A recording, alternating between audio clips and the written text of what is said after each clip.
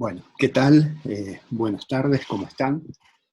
Bueno, esta es la cuarta y última charla del curso sobre el pensamiento y la práctica política y la obra de León Trotsky.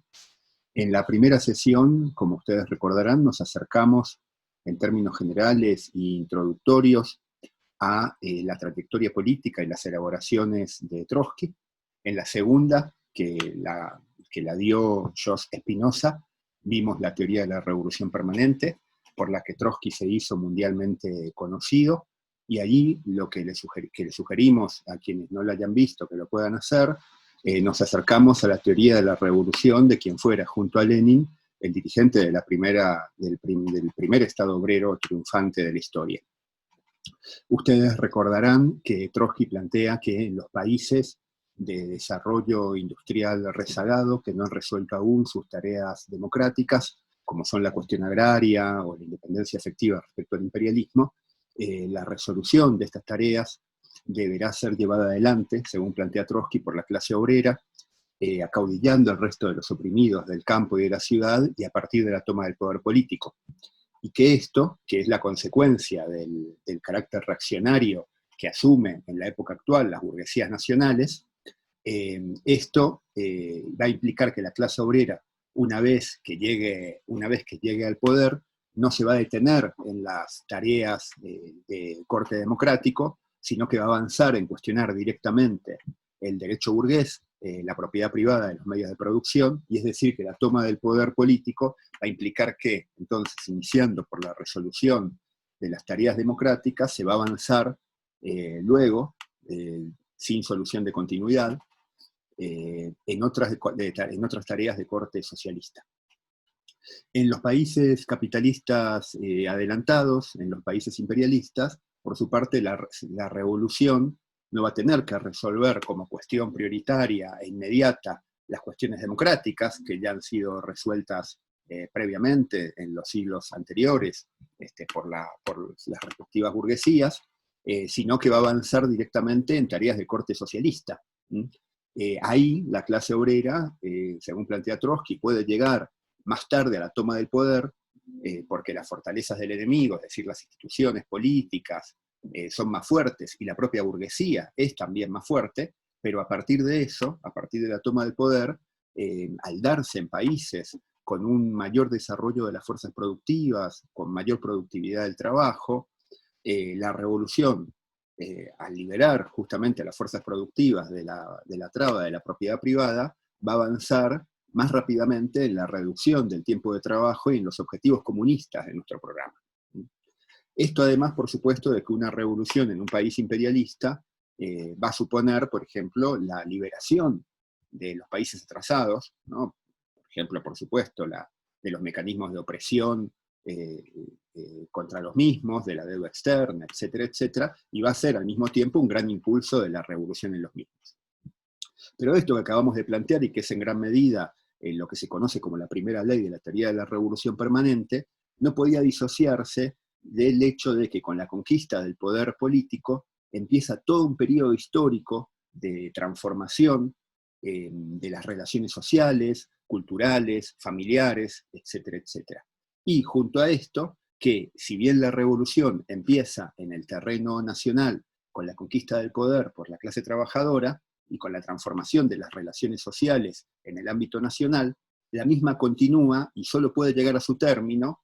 en el terreno internacional, con el triunfo del capitalismo imperialista abriendo el paso a la construcción de una sociedad comunista, la cual solamente puede concebirse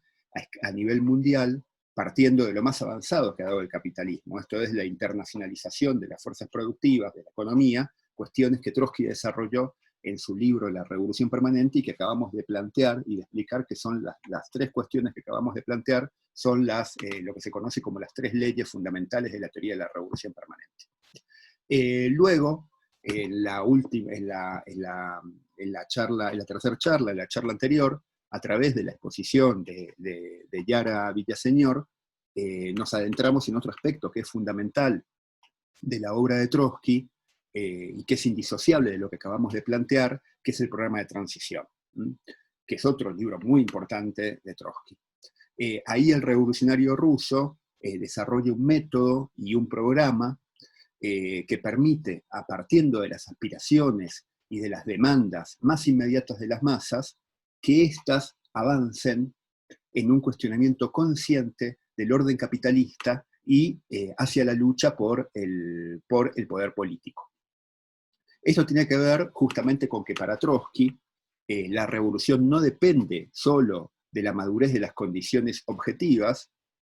sino que es necesario preparar el factor consciente, es decir, un partido revolucionario con influencia de masas, armado con una estrategia y con un programa para afrontar las tareas de la lucha por el poder.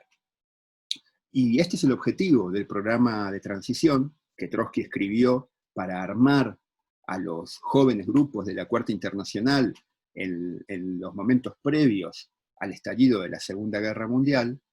pero cuyo método creemos que tiene enorme vigencia, en particular ahora que asistimos a una crisis económica, política, social, propiciada por el capitalismo, y que abre además hacia adelante, como ya hemos planteado en otros momentos, la perspectiva de nuevos procesos revolucionarios hacia el futuro, para lo cual hay que prepararse políticamente si queremos que la energía de las masas no sea dilapidada en nuevas derrotas y nuevos desvíos. Y ahora lo que vamos a ver en esta charla es otro aspecto central del pensamiento y de la práctica de Trotsky, esto es la lucha por la democracia socialista y por el comunismo. Lo cual implica, partiendo de su obra en la cual nos basamos para plantear los elementos que desarrollaremos a continuación, su obra La Revolución Traicionada, detenernos en el análisis que Trotsky realizó de la formación social rusa después de la Revolución de 1917, del proceso de burocratización que allí se dio, así como también de las luchas y las peleas políticas que Trotsky y la oposición de izquierda va a dar. Esto que vamos a ver es, como lo es en gran medida todo el curso que hicimos, una introducción que permita que ustedes puedan profundizar, que tengan elementos como para ir y profundizar después mediante la lectura directa de la obra de Trotsky, y que ayuden, por supuesto, para pensar las perspectivas de la lucha por el comunismo en el siglo XXI. Bueno, y para esto queremos empezar planteando qué es el comunismo, ¿no? Esta pregunta es muy importante porque el comunismo fue bastardeado durante todo el siglo XX, fue puesto un signo igual entre el mismo y lo que fue su negación, la experiencia nefasta del estalinismo, cuestión que por supuesto aprovechó la burguesía para echar tierra sobre la necesidad de un cambio revolucionario y de luchar por una sociedad sin opresión ni explotación, superior en todo sentido a la sociedad capitalista. Entonces, esto requiere en primer lugar que abordemos qué era para Marx y para Engels, para los fundadores del socialismo científico, qué era el comunismo. Y para ellos el comunismo no era una idea preconcebida que a alguien se le ocurrió en un laboratorio por fuera de la realidad, sino que tenía justamente bases en las condiciones materiales de la sociedad capitalista, por una parte, y por la otra surgía también de la lucha de clases real, como una perspectiva concreta vinculada, entonces, por una parte, tanto a lo que era el capitalismo, como también a la confrontación de clases, que era lo que podía abrir el camino para la lucha por una sociedad comunista. Y partiendo de eso, para Marx y para Engels, el comunismo era una sociedad, era planteado como una sociedad de libres productores asociados, donde no habría Estado, donde no habría clases sociales, ni opresión ni explotación, y donde todo, y en particular la ciencia, la tecnología, la técnica, iba a ser puesto en función de satisfacer las necesidades sociales. Liberadas las fuerzas productivas de la traba que supone la propiedad privada en una sociedad comunista, eso permitiría reducir al mínimo el tiempo de trabajo necesario y lo que cada ser humano trabaje, es decir, su jornada laboral, y desarrollar todas las capacidades humanas en esta sociedad. Esto es una frase que es muy conocida, que planteaba Marx, que dice que el comunismo es una sociedad donde cada quien reciba según sus necesidades y trabaje a su vez según sus capacidades, según sus posibilidades. Es importante destacar entonces que para Marx y para Engels el comunismo estaría precedido de una etapa previa, inferior, la del socialismo. En esa etapa preparatoria, que se desarrollaría a partir de la toma del poder, todavía continuaría pagándose por el trabajo realizado, es decir, todavía no llegaría al nivel de desarrollo social que una sociedad comunista, pero donde se iría preparando las bases para eso y el Estado en particular iría extinguiéndose. Es muy importante plantear que esta perspectiva, la perspectiva del comunismo y su etapa previa o inferior, el socialismo, Marx la concebía, la pensaba como una hipótesis a partir de considerar que la revolución se iba a dar en los países de desarrollo capitalista avanzado, es decir, que la toma del poder iba a ocurrir ahí. Y esto tenía que ver, en la perspectiva de Marx, con que, como ya hemos planteado en charlas previas, el capitalismo estaba restringido justamente a estos países. Como ya planteamos en otros momentos, durante el siglo XIX, Marx y Engels van a ver algunas revoluciones sin duda muy importantes, como la Primavera de los Pueblos en 1848, y fundamentalmente la Comuna de París en 1871, que va a ser, como sabemos, el primer ensayo de gobierno obrero. Pero también sabemos que va a ser durante el siglo XX donde el capitalismo se va a extender a todo el globo, incorporando al mercado mundial a los países de desarrollo capitalista retrasado. Y de esa forma se va a abrir la posibilidad de que la revolución durante el siglo XX, la toma del poder victoriosa por parte de la clase obrera, ocurra en uno de estos países de desarrollo capitalista retrasado. Lo cual, distinto a la hipótesis de Marx y de Engels, va a plantear nuevos desafíos políticos y estratégicos para los marxistas del siglo XX. Y como sabemos, efectivamente, la revolución va a ocurrir en Rusia, un país de desarrollo capitalista rezagado. Va a ser ahí donde la clase obrera va a poner en juego, además, las formas organizativas, político-organizativas más avanzadas e ingeniosas de la historia, como son los soviets o consejos obreros, organismos de democracia proletaria, y va a conquistar el primer Estado obrero de la historia, cambiando, trastocando las relaciones sociales de producción y basando, por supuesto, todo esto en la nacionalización de los medios de producción, del transporte, de los bancos, del comercio exterior, etcétera, etcétera. Y esto va a plantear también hacia adelante, de forma muy concreta, esa definición que el mismo Trotsky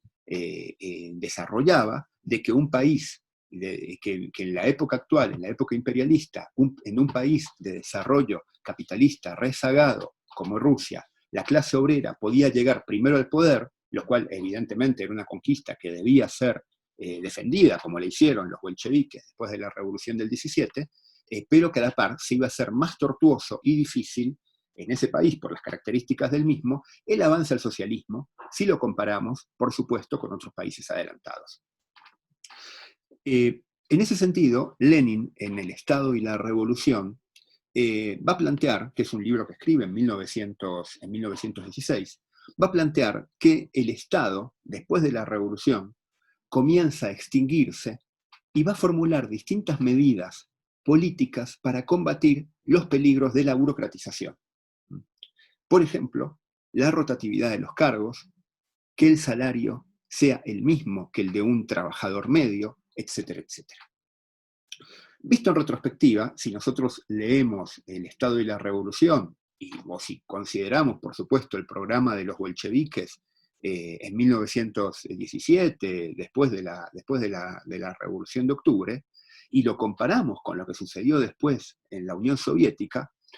podríamos pensar que Lenin subestimaba los peligros y la fuerza de los procesos de burocratización. Pero hay que considerar que, así como Marx y Engels formulaban su hipótesis partiendo de que la revolución iba a ocurrir en los países más adelantados, Lenin también pensaba que la toma del poder en un país atrasado como Rusia iba a ser un corto capítulo, y que la revolución se iba a extender a los países adelantados, proporcionándole al Estado obrero ruso la cooperación internacional, por ejemplo, de una clase obrera tan adelantada como la alemana, ¿m? Que partía de un desarrollo económico mucho más avanzado, lo cual iba a ser un poderoso aliciente para el desarrollo del Estado obrero ruso. Es decir, el punto de vista de Lenin en el Estado y la Revolución, para que después lo puedan revisar, parte justamente de que la revolución, después de la toma del poder en un país retrasado como Rusia, la revolución se iba a extender rápidamente. Bueno, dicho esto, dicho estas consideraciones, ahora vamos a ver entonces qué fue lo que pasó, efectivamente. Como decíamos, surgió de la revolución de 1917 un Estado obrero en un país con mayoría campesina, con una industria que había crecido mucho en los últimos 30 años previos, pero que no podía tener la productividad y el desarrollo industrial que tenían otros países capitalistas avanzados, y con un gran rezago cultural y social. En los años siguientes hay dos cuestiones que van a ser centrales para los revolucionarios rusos y que van a tener consecuencias evidentes para todo el movimiento comunista internacional, y sobre las cuales Trotsky va a escribir profusamente, cuestiones que pueden encontrar en la revolución traicionada y que van a estar en el centro de la disputa que va a recorrer primero el Partido Comunista Ruso y luego a la Tercera Internacional, y que va a marcar la confrontación con el estalinismo. La primera es la referente a la extensión de la revolución, que era la hipótesis que Lenin, Trotsky y los bolcheviques tenían. En 1918 va a estallar la revolución en Alemania, protagonizada por uno de los proletariados más avanzados y con mayor tradición política del continente.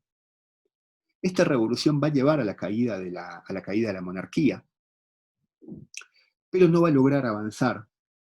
hacia la constitución de un nuevo Estado obrero. La socialdemocracia alemana traiciona la revolución y logra preservar el Estado burgués, en tanto que los comunistas, liderados por Rosa Luxemburgo y por Karl Liebknecht, no llegan a la revolución con un partido constituido como el que tuvieran los bolcheviques en 1917. El ascenso posterior a la guerra va a tener el epicentro en Alemania, se va a extender también a otros países como Hungría o Italia, pero ninguno de ellos va a triunfar. En el caso de Alemania, como sabemos, los líderes comunistas, Rosa Luxemburgo y Karl Liebknecht, son asesinados por la socialdemocracia. Esta situación, este fracaso de la revolución alemana y la no extensión, la falta de triunfo de la clase trabajadora en otros países del continente, va a abrir un momento de estabilización del capitalismo en los años siguientes, y va a alejar la perspectiva inmediata de la extensión de la revolución, abriendo el camino a un creciente aislamiento del joven y nuevo Estado obrero ruso. Bueno, junto a esto que acabo de plantear, que como es un elemento muy importante, digamos, ¿no? Porque la expectativa de los bolcheviques era la extensión de la revolución, era la forma de mantener el Estado obrero ruso y evitar que retroceda y enfrentar además las tendencias que pudieran surgir al retroceso del mismo, la burocratización. Junto a este elemento hay que considerar también la situación que enfrenta Rusia a la salida de la guerra, que es muy complicada, porque inicia la guerra civil, digo, a la salida de la guerra y posterior a la revolución inicia la guerra civil. El nuevo poder de los obreros y los campesinos tiene que hacer frente a la invasión de 14 ejércitos imperialistas, y esto va a suponer orientar todos los esfuerzos hacia la guerra. Va a surgir en ese sentido el Ejército Rojo, organizado, liderado por Trotsky, con 5 millones de combatientes, que va a concentrar a lo más avanzado, además de la clase obrera rusa, y que va a tener como consecuencia justamente que muchos de los obreros que protagonizaron las jornadas de 1917 van a morir en la defensa del Estado obrero. Se va a inaugurar junto a esto lo que se conoció como el llamado comunismo de guerra, que va a implicar orientar todos los recursos económicos a mantener, por supuesto, los esfuerzos de la guerra, Y después de eso, después de este periodo, el resultado va a ser el cansancio y el debilitamiento de la clase obrera y en particular de sus organismos de decisión, de discusión, de democracia directa, como eran los soviets o consejos obreros, que se van a debilitar, se van a vaciar fundamentalmente. Paralelamente, el Estado ruso, para operar y para administrar la economía y todo lo que tiene que ver con el funcionamiento de la sociedad, va a tener que, por una parte, apelar a los técnicos, a los administradores, a los especialistas provenientes muchos del viejo Estado zarista. Piensen que esto también es consecuencia del bajo nivel, del retraso cultural, educativo en Rusia, que afectaba, por supuesto, a las más amplias masas desde antes de la revolución misma. Y por otra parte, la propia militancia del partido va a tener que empezar a jugar un rol cada vez más creciente en la administración del Estado. En ese contexto va a crecer la burocracia del Estado, que como veremos más adelante se va a transformar de servidora del mismo, de servidora del Estado obrero, va a comenzar a usufructuarlo y a ponerlo cada vez más a su servicio, en tanto que va a empezar además esta burocracia a tener cada vez más peso dentro del partido bolchevique. Y aquí es importante considerar que un problema clave para los revolucionarios rusos en ese momento era la cuestión de cómo fortalecer la alianza entre la clase obrera y los campesinos, lo que era fundamental para el Estado obrero, considerando además la composición social del país. Después de la guerra civil y del comunismo de guerra, en ese sentido era necesario restablecer y levantar el funcionamiento de la economía del país. Entonces los bolcheviques, con Lenin a la cabeza, van a idear, van a impulsar lo que se conoció como la nueva política económica, o NEP, por la cual fundamentalmente lo que se hacía era restablecer determinados mecanismos de mercado para alentar el intercambio y la producción agrícola, que estaba muy deprimida, para alentar, para incentivar esto. Esto, tanto Lenin como Trotsky y los bolcheviques eran conscientes de que implicaba peligros, fundamentalmente porque podía fortalecer a determinados sectores sociales, como los comerciantes, en primer lugar, y también a los estratos más altos del campesinado, a lo que se llamaban los kulaks, los campesinos ricos, y fortalecer en ese sentido su ascendencia, su influencia sobre el resto de las masas agrarias. Y podía en ese sentido debilitar la alianza de la clase obrera con los campesinos pobres. Se trataba por eso de una política temporal, así era considerada, y que además estaba vinculada a mantener el monopolio del comercio exterior, de los bancos, del transporte, es decir, los elementos fundamentales que constituían el Estado obrero, y por supuesto, la propiedad nacionalizada de los grandes medios de producción. En ese marco, como decía antes, van a surgir tendencias muy fuertes a la burocratización del partido y del Estado. Quien va a representar esto y las va a expresar políticamente va a ser el que va a ser el secretario general, el secretario de organización del partido bolchevique, que luego va a ser nombrado secretario general del mismo, José Stalin. Lenin, enfermo desde 1922, va a sufrir un ataque que lo va a dejar postrado desde inicios del año 23 hasta su muerte en enero de 1924. Él llega a ver las tendencias a la burocratización, va a alertar, y el último combate que va a dar Lenin va a ser alertar justamente frente a las mismas y la necesidad de remover a Stalin de su puesto de alta jerarquía dentro del partido bolchevique. Va a proponerle, de hecho, un acuerdo político a Trotsky en cuanto a esta importante batalla. Sin embargo, bueno, Lenin va a morir, va a caer primero, va a caer postrado y luego va a morir y no va a poder afrontar esta pelea. Además, el encumbramiento de Stalin va a estar basado en un proceso profundo. La burocracia va a crecer cada vez más en la medida que la clase obrera entra en reflujo y va a adquirir, como decía antes, intereses propios, que los va a expresar en una política crecientemente conservadora para defender esos intereses que tiene, lo cual va a ser ajeno a la perspectiva revolucionaria de Lenin y de los bolcheviques. Y esto, es decir, las posiciones políticas de la burocracia que rompían con el legado del bolchevismo, se va a expresar fundamentalmente en dos cuestiones. Por una parte, Stalin va a acuñar lo que se conoció como la teoría del socialismo en un solo país, la cual sostenía que debido a determinadas condiciones nacionales, Rusia podía avanzar al socialismo dentro de las fronteras dentro de sus propias fronteras, dentro de las fronteras nacionales, alcanzando y superando incluso a los países capitalistas más adelantados. Y que eso estaba asegurado. Solamente bastaba con contrarrestar el peligro de una invasión imperialista, pero el propio desarrollo de la economía y la sociedad rusa iba a llevar, en ese sentido, a la construcción de una sociedad socialista. Esto implicaba que no era necesario entonces la extensión de la revolución a otros países. Es una cuestión muy importante esto, desaparecía esa unidad entre la suerte del Estado obrero ruso y la extensión de la revolución mundial. Y esto no tenía ninguna base teórica seria, ni tampoco tenía antecedentes en el marxismo internacional. Era una teoría creada ad hoc para justificar el conservadurismo de un sector social que no quería ser distraído de su labor y que temía cada vez más el reanimamiento de la clase obrera rusa, de su vida política, de la democracia de los soviets, que obviamente podía poner un límite a su propio accionar como al frente del Estado. Por otra parte, la fracción encabezada por Stalin, que va a tener distintos integrantes en los años siguientes, pero que en ese momento va a destacar en particular la figura de Nikolai Bukharin,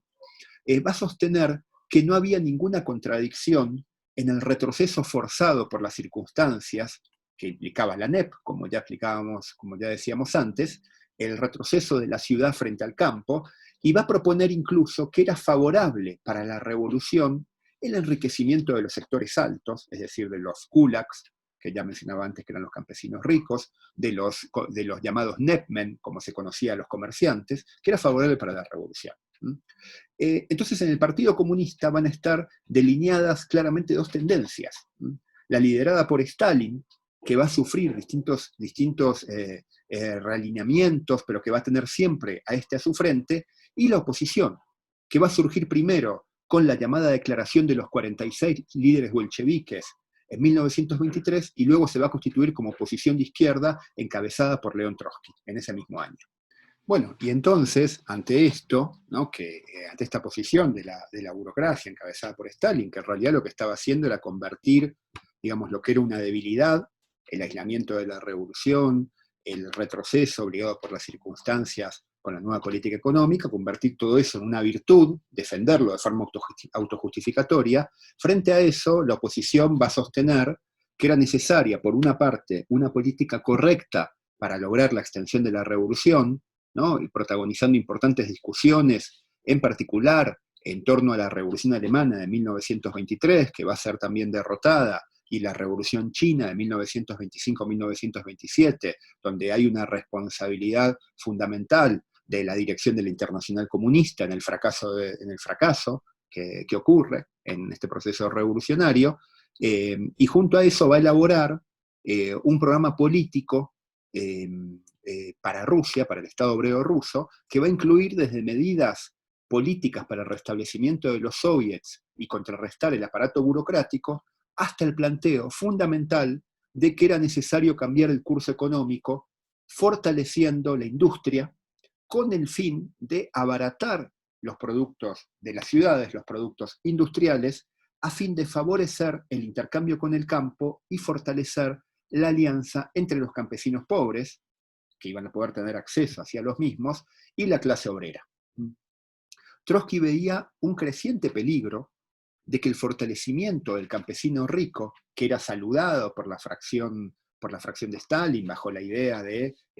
campesinos enriqueceos, ¿no? O sea, era un llamamiento que hacían, veía el creciente peligro de que el fortalecimiento de este sector social, decía Trotsky, le diera más poder y más hegemonía sobre las capas bajas del campesinado, y que pudiera sobre esa base enfrentar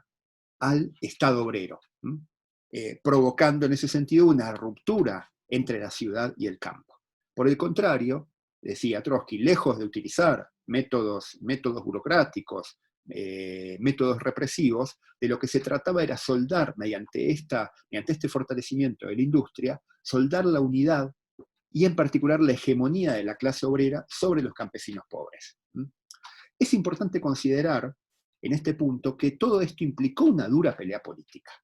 una verdadera batalla que duró todos los años 20, desde 1924 hasta el final de la década, donde el aparato del partido, crecientemente burocratizado, va a buscar acallar por múltiples medios a la oposición encabezada por Trotsky. Eso va a implicar, en primer lugar, el aislamiento de los oposicionistas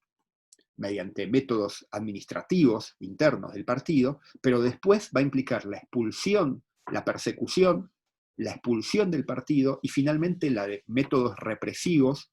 empezando por la deportación de decenas de miles de oposicionistas a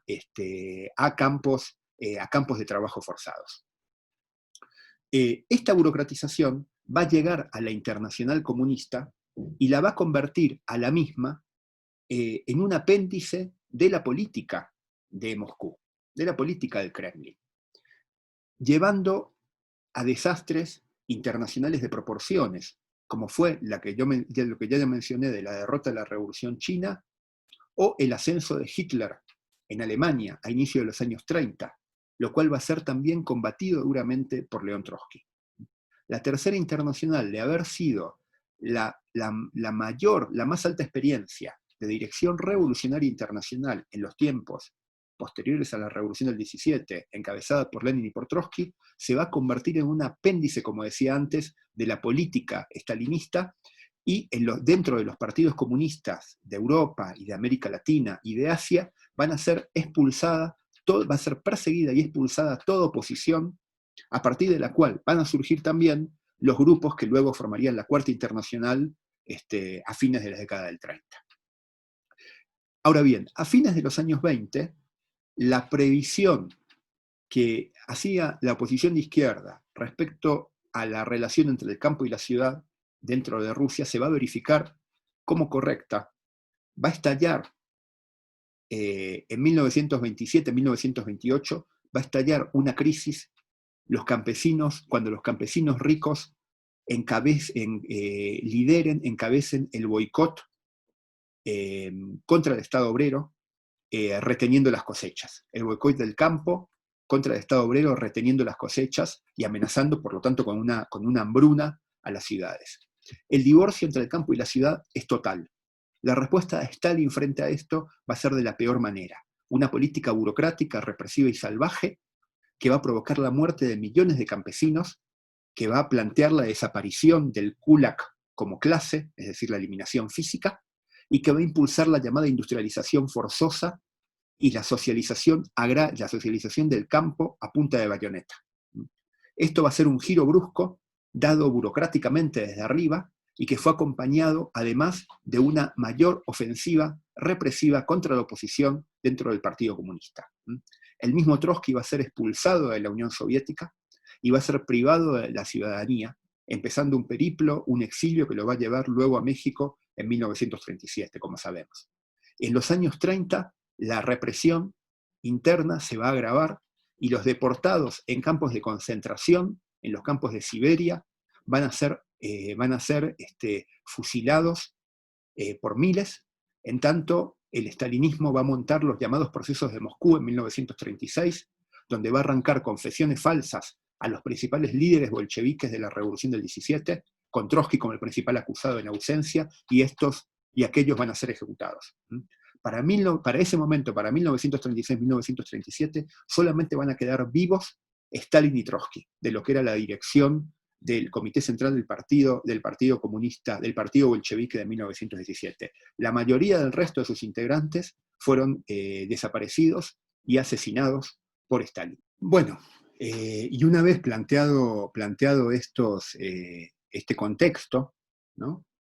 Ahora sí voy a abordar algunas de las preguntas fundamentales que se hace Trotsky en la Revolución Traicionada. Y la primera de ellas es, ¿qué es la Unión Soviética? ¿Qué es la URSS? Ya dijimos antes lo que era el comunismo para Marx, una sociedad sin Estado, sin clases sociales, donde el nivel de desarrollo de las fuerzas productivas permite que cada quien reciba de acuerdo a sus necesidades y trabaje de acuerdo a sus posibilidades, es decir, una sociedad con plena abundancia. Trotsky decía que evidentemente la URSS no era una sociedad comunista, pero también decía que tampoco se podía identificar con la idea de socialismo que planteaba Marx, ¿no? Donde el Estado ya estaría extinguiéndose, estaría en camino de desaparición, y aunque todavía continuaba operando el mecanismo por el cual cada quien recibe de acuerdo a su trabajo, el desarrollo social, al darse la revolución en los países más adelantados, más avanzados, el desarrollo social y económico era mucho más, estaba muy por delante del capitalismo y permitía sin duda una igualdad impensable bajo el dominio del capital. Y Trotsky decía que, diferente a la hipótesis de Marx, entonces, la revolución se dio en un país atrasado, como decíamos, que además, contrario a las expectativas bolcheviques, quedó aislado. Entonces, partiendo de esto, lo que Trotsky considera es que la URSS, la Unión Soviética, era lo que él denominó un régimen de transición entre el capitalismo y el socialismo. Y esto, la distinción entre una sociedad socialista y una sociedad de transición, un régimen transitorio, es muy importante para entender los peligros que afrontaba. Porque si para Marx el socialismo, al arrancar del punto más avanzado dado por el capitalismo, tenía un desarrollo relativamente asegurado, es decir, al darse además en los países más adelantados, con un nivel de desarrollo de las fuerzas productivas muy superior, tenía, decía Marx, un desarrollo relativamente asegurado, relativamente garantizado. En el caso de la formación social rusa, cuya productividad estaba incluso por detrás de los países capitalistas más adelantados y que además contaba con una burocracia a su frente, no tenía nada asegurado y podía de hecho retroceder. En este punto es muy importante considerar una cuestión crucial, que es que el socialismo es, para nosotros, para los marxistas, una construcción consciente, y por eso necesita de la más amplia democracia obrera, de la más amplia democracia soviética, donde todas las decisiones se tomen conscientemente, con representantes revocables, con la participación cotidiana en las decisiones por parte de las masas obreras y populares. Y esto es un elemento fundamental para la construcción del socialismo, la existencia de la democracia proletaria, y es un elemento fundamental según los clásicos del marxismo, y es lo que abre efectivamente el camino a la construcción consciente de una sociedad superior. Ahora bien, dicho esto, entonces, la Unión Soviética, la URSS, ¿era un Estado de los trabajadores? ¿Era una dictadura del proletariado? Y este es otro aspecto crucial para Trotsky. Él va a distinguir entre las bases sociales del Estado y el régimen político que domina para responder a esta pregunta, para responder de forma muy dialéctica a esta pregunta. Y va a plantear en ese sentido que hay dos acepciones de la dictadura del proletariado. La primera se refiere evidentemente a las bases sociales del Estado, esto es, la nacionalización de la tierra, de los medios de producción, de los medios de cambio, del transporte, el monopolio del comercio exterior y de la banca. La existencia de esto, dice Trotsky, es lo que marca que efectivamente hay un Estado obrero, es decir, que ya no hay una clase capitalista que domina, sino que hay un Estado obrero. Para entender esta definición hay que ver también cómo definimos al opuesto, es decir, al Estado capitalista. Nosotros decimos que hay dictadura del capital por la clase que detenta la propiedad privada de los medios de producción. Y esto es así más allá de cuál sea el régimen político que domina, si es la democracia burguesa, la democracia parlamentaria, si es el fascismo, si es un régimen bonapartista. De igual forma, en la URSS se define por la desaparición de la burguesía como clase y por la nacionalización de todos los medios de producción, como comentábamos previamente. Y esto también es importante porque actúa respecto a cómo definimos a la burocracia. La burocracia no es una clase, no tiene la propiedad de los medios de producción, dice Trotsky, sino que es una capa social que vive de parasitar el Estado obrero, de obtener privilegios que la separan del resto de la sociedad, y que el mecanismo que le permite hacer esto es justamente por la dominación política que ejerce sobre el Estado a partir de expropiar políticamente a la clase obrera y de liquidar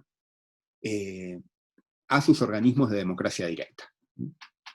Esta es la primera definición, dice Trotsky, de dictadura del proletariado, que tiene que ver con las bases sociales. La segunda acepción de la dictadura del proletariado en la URSS refiere efectivamente al régimen político. Y como en el capitalismo, en el Estado obrero también puede haber distintas formas de dominación política. Puede existir, por ejemplo, bajo la forma de los consejos obreros y la dirección de un partido revolucionario, o puede ser como bajo la dominación de la burocracia. En ese sentido político, el régimen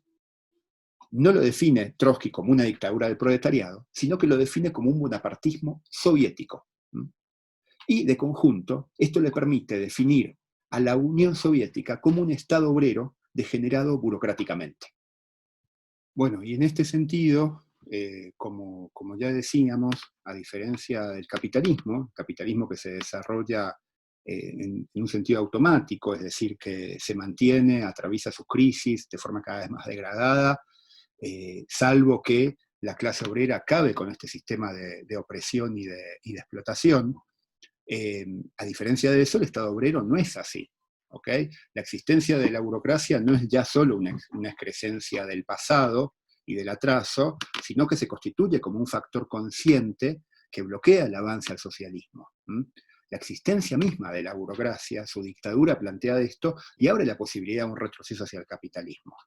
Su política, por ejemplo, en el plano nacional e internacional, va en contra de la extensión de la revolución y por ende de la lucha por acabar con el capitalismo y construir una sociedad comunista, y en el terreno interno, como vimos en la Unión Soviética y en otros estados obreros burocratizados que surgieron después de la Segunda Guerra Mundial, va a preparar el camino para la restauración capitalista.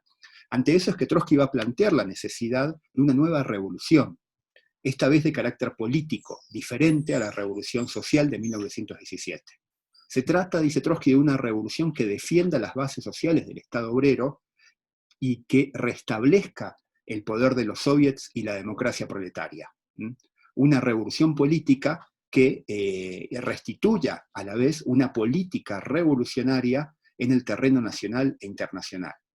Esta revolución política, dice Trotsky, no se va a limitar, sin embargo, al terreno del régimen, sino que tiene planteado, por ejemplo, varias cuestiones que son centrales. Por ejemplo, restablecer la planificación democrática de la economía y de la sociedad,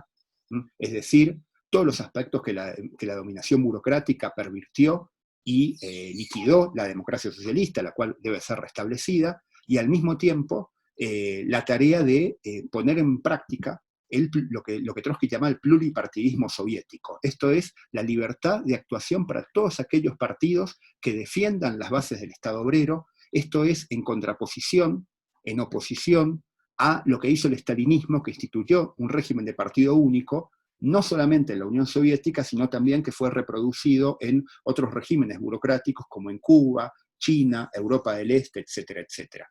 La disyuntiva entonces, según Trotsky, para el Estado obrero soviético era o una nueva revolución que restituya el poder de los soviets, para lo cual era fundamental, decía, la construcción de la sección rusa de la Cuarta Internacional, o el retroceso hacia el capitalismo, por la vía de que se acumulen una serie de derrotas sobre el proletariado que preparen el camino para la conversión de la burocracia en una nueva burguesía, es decir, para que la burocracia actúe como el vehículo de la restauración capitalista. Además, Trotsky veía también la posibilidad de un ataque de las potencias imperialistas para derrotar el Estado obrero, lo cual en ese momento, en el momento que escribe La Revolución Traicionada, y en los años posteriores siguientes, previos a su muerte, era una posibilidad planteada como en torno, por ejemplo, a la Segunda Guerra Mundial. Bueno, y esto de hecho fue lo que ocurrió en 1989-1991, y de ahí en adelante, es decir, el pasaje de la burocracia con armas y bagajes a la restauración capitalista, y también la dinámica previa también tuvo aspectos muy similares a lo que consideró el fundador de la Cuarta Internacional, ya que, por ejemplo, después de la Segunda Guerra Mundial, hubo conatos de revolución política de las masas en distintos países, en distintos estados obreros, en varios de los estados obreros que surgieron después de la Segunda Guerra Mundial, los cuales fueron derrotados por el estalinismo, como por ejemplo el levantamiento en Berlín en 1953, en Hungría en 1956, la primavera de Praga en Checoslovaquia en 1968, o en el caso de Polonia en el año 80-81. ¿no? La derrota de todo esto preparó el desvío para la restauración capitalista, ¿no? A fines de los años 80. Ahora bien, como habrán visto, el norte de toda la discusión que estamos haciendo es, por supuesto, la cuestión de la lucha por el comunismo, que está indisolublemente vinculada al internacionalismo proletario. Trotsky y Lenin no pensaban que el objetivo final fuera la toma del poder y la construcción de un Estado obrero en el marco de las fronteras nacionales. Ya planteamos que esto se expresaba en Trotsky en la teoría de la revolución permanente y en la articulación inseparable que consideraba entre la revolución nacional y la revolución internacional. Para los líderes bolcheviques, la revolución rusa era un punto de apoyo para la revolución internacional, necesaria esta última para alcanzar y construir una sociedad comunista infinitamente superior a lo que hoy conocemos bajo el capitalismo. Y para eso, como hemos planteado en otros momentos de este curso, era fundamental construir partidos revolucionarios, no solo a escala nacional, sino internacional. Y por eso es que hay que reconstruir lo que inició Trotsky en 1938, es la Cuarta Internacional, como el Partido Mundial de la Revolución Social. Ahora bien, la perspectiva del comunismo es profundamente actual en el siglo XXI. Por una parte, la crisis actual del capitalismo que estamos viviendo en estos momentos muestra la catástrofe a la cual lleva la burguesía a la humanidad. Y el carácter profundamente reaccionario de este sistema, basado en la explotación y la opresión, que despierta además fenómenos monstruosos, como son los feminicidios, la militarización, la narcoguerra, o el retroceso de conquistas sociales, como las jornadas, como las jornadas que enfrentan millones de trabajadores en el mundo, de 12 a 14 horas de trabajo, y la gran precarización laboral. A la par, el desarrollo capitalista a nivel internacional, la extensión del crecimiento de la clase obrera, la internacionalización de las fuerzas productivas, el desarrollo de la técnica y la tecnología vuelven actual la perspectiva comunista, porque además el desarrollo de estas fuerzas productivas, el desarrollo de la técnica, el desarrollo de la ciencia, aún y a pesar de las trabas que impone sobre los mismos la dominación burguesa y la apropiación privada, ya permitirían el desarrollo de las fuerzas productivas, el desarrollo de la economía, ya daría una base enorme, liberada por supuesto de la dominación de un puñado de capitalistas a nivel internacional, daría una base enorme, fundamental, para el desarrollo de una sociedad comunista, sin Estado, sin clases sociales, donde el tiempo de trabajo se reduzca brusca y radicalmente, y donde exista tiempo para el ocio y el desarrollo del ser humano, para el desarrollo de la libertad del hombre y del individuo como parte de una comunidad de libres productores asociados, que es el proyecto de Marx y de Engels. Eso requiere, por supuesto, lo sabemos, luchar por arrancarle el poder a los capitalistas, dotarnos de una estrategia, de una política, de un programa para eso, organizarnos políticamente, construir organizaciones revolucionarias a nivel nacional e internacional y, tras esa perspectiva, tras esas tareas, luchar por nuestro objetivo estratégico, que es un futuro, una perspectiva comunista para la humanidad. Bueno, hemos llegado entonces al final de este ciclo de charlas, que esperamos que les hayan gustado y fundamentalmente que les abran la inquietud de continuar profundizando en la obra de Trotsky y de los grandes marxistas revolucionarios, y por supuesto invitarlos, y que este curso sirva también para organizarse políticamente junto a nosotras y a nosotros para cambiar, para luchar por cambiar de raíz este mundo, y para perseguir y para luchar como hacían los grandes, como hicieron y como plantearon los fundadores del marxismo en el siglo XIX y los marxistas revolucionarios del siglo XX, para luchar por una sociedad sin explotación ni opresión. Muchas gracias.